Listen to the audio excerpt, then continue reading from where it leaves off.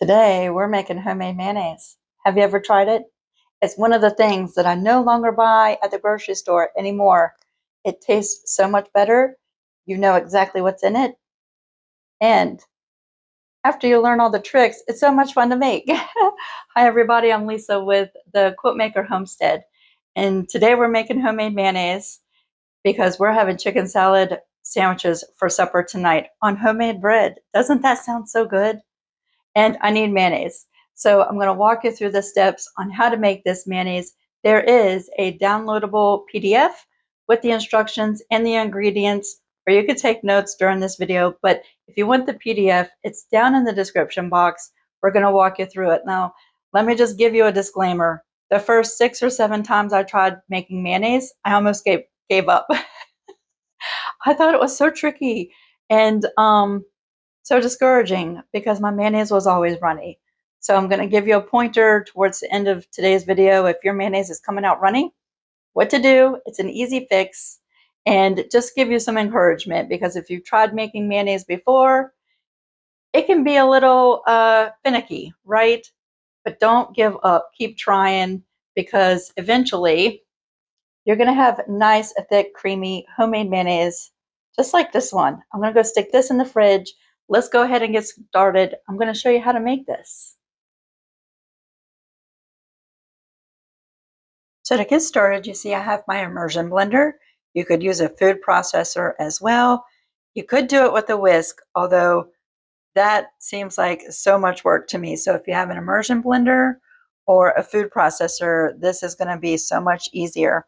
I'm going to start with a mason jar, and I have the wide mouth mason jar because this fits down inside there so much easier.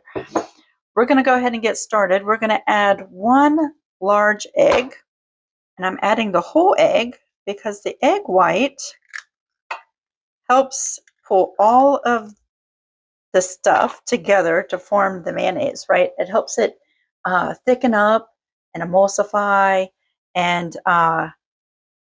I have a much easier time if I use the whole entire egg. Then we're going to add 1 tablespoon of white wine vinegar. You could use champagne vinegar. You could use fresh lemon juice. Today I'm using the white wine vinegar. That's just going to help make this mayonnaise more stable. And then we're going to add a tablespoon of Dijon mustard. Now, the funny part is the mustard helps pull this mayonnaise together as well, but you don't really taste the mustard in. Oh, let me go let me go redo the mayonnaise or the mustard. Okay, that was gross. I forgot to shake up my mustard. 1 tablespoon of well shaken up mustard. And like I was saying, you don't really taste the mustard in the mayonnaise, but it really helps to thicken it up and blend all of these things together and makes a really nice creamy mayonnaise. All right, and then we're going to add a 1/4 teaspoon of salt, and I'm using a sea salt. And we start with a 1/4 teaspoon. But once this is all blended, you might want to just taste it and see if you don't want to add a little bit more salt or not. So there's these ingredients, and that does not look really delicious yet, right? We're going to go ahead and start blending this up. We're going to hold off on adding the oil yet. I hope this cord doesn't get in the way. We're going to blend this until nice and creamy.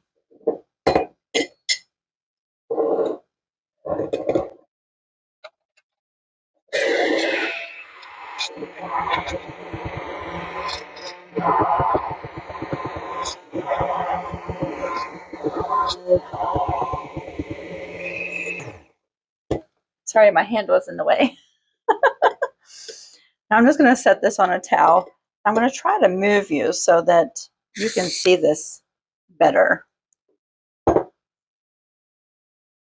There, I'm hoping that that's a little bit better, but see how creamy that is already?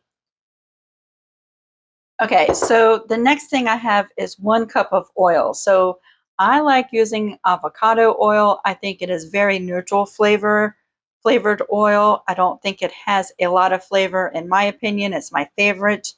You could use any neutral flavored oil that you like, right? Uh, Even olive oil, if it's like the extra virgin, really light olive oil, to me, I have tried it, even the lightest olive oil that I can find, and to me, it has a different flavor. And you might like that, and that might be okay.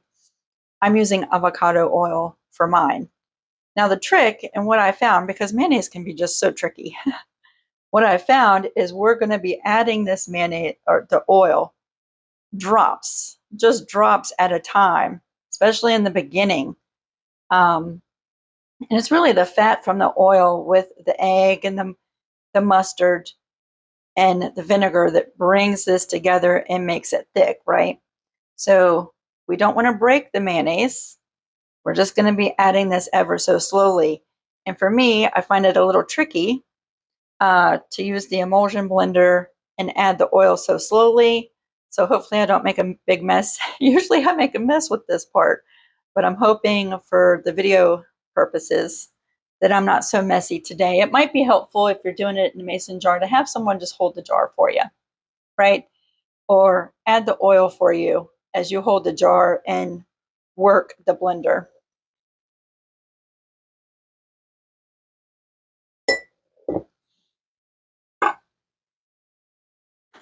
I forgot how much I hate that other measuring cup. It does not want to pour out very easily. All right, let's pick back up where we started.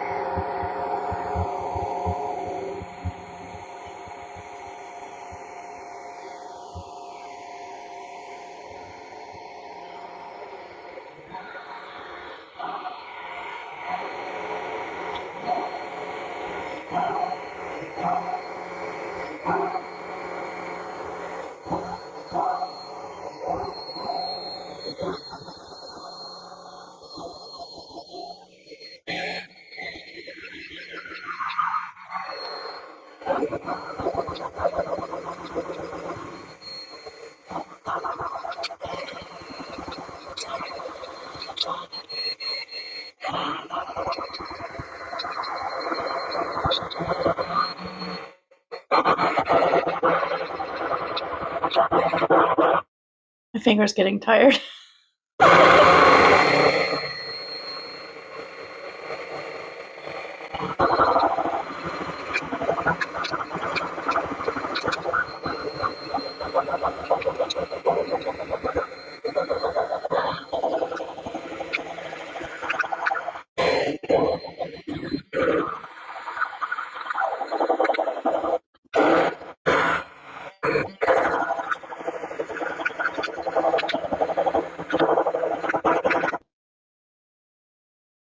I just have a little bit of oil left. You can see it's already pretty thick. I'm going to go ahead and add the rest. It's just really important to add it so lightly in the beginning as you're starting to blend everything.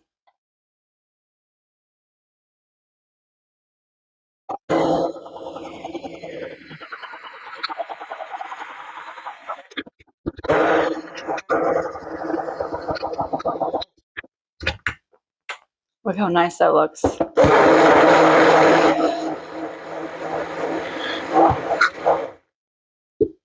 I always have a hard time.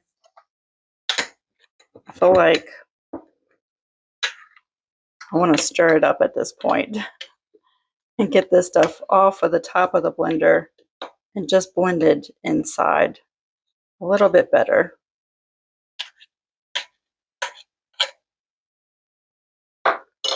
Look at the mess I'm making.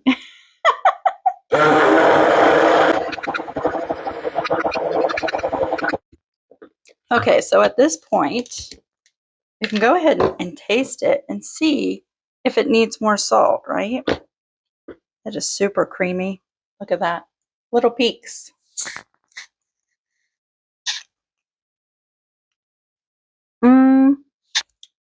I think I'm good with salt. Let me just clean off this blender and clean up the rim of the jar. And this is going to go right in the fridge. Now I have noticed,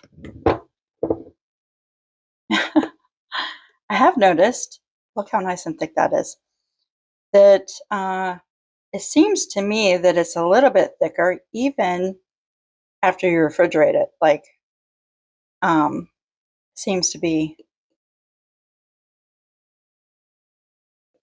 a little bit thicker after it's cooled off in the fridge. Now, many times I've made mayonnaise and it was so runny, right? I'm just cleaning the inside of that out. It was so runny. And what I found out was, and it was hard for me to understand this at first, but the mayonnaise needs the fat from the oil in order to thicken up.